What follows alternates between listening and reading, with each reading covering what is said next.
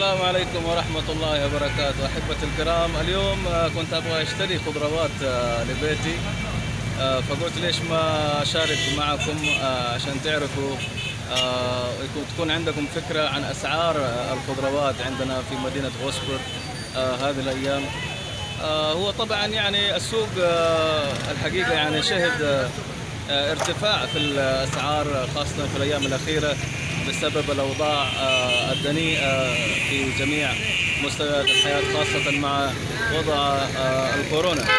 هذا خوينا ياسين اللي دائما اشتري منه الخضروات.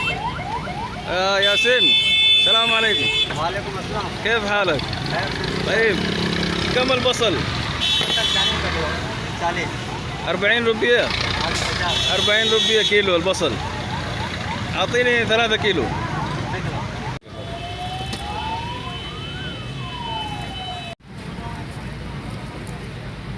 والله يا شيخ 3 كيلو.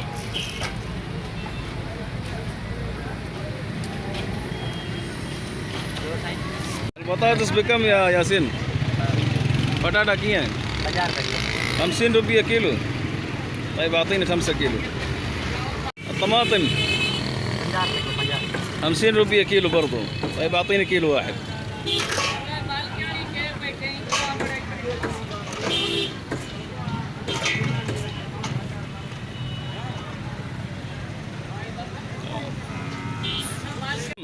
भिंडी 60 रुपये 60 روبية كيلو. طيب أعطيني كيلو واحد.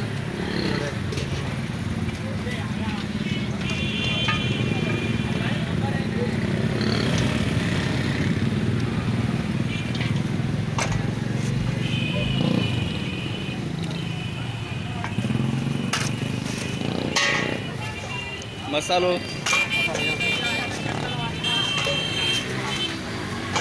شايفين الفلفل هذا يا شباب والنعناع هذا كله ببلاش بيعطي. النعناع هذا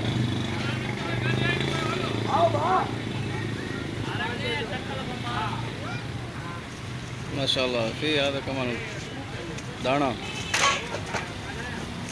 بكم الليمون؟ लेमन 40 रुपये पाव 40 रुपये पाव. 40 روبية ربع كيلو. पाव دي أعطيني ربع كيلو. طيب الخيار بكم؟ 80 रुपये किलो. ها؟ 80 रुपये. 80 روبية الكيلو. أعطيني كيلو. طيب आधे किलो. كيلو واحد. किलो आधे किलो. 1 كيلو يا شباب. 40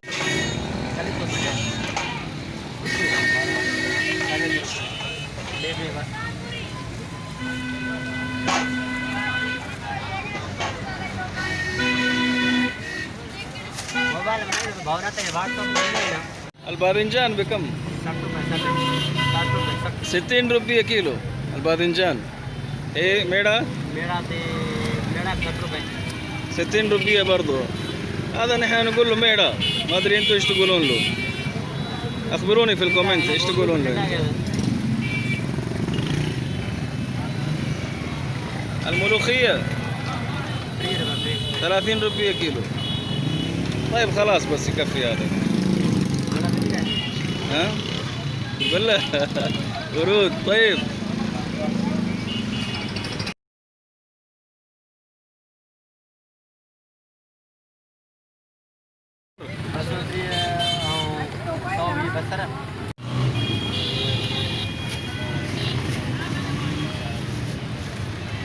كم؟ 600 كالكوليتر ديزاين 610 روبيات.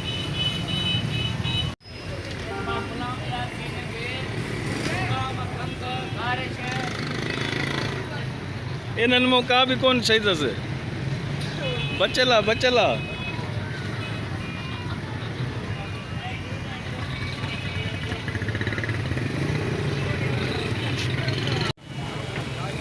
بطاطس، البصل، البامية، الخيار، الليمون، الطماطم. شكرا ياسين، مع السلامة.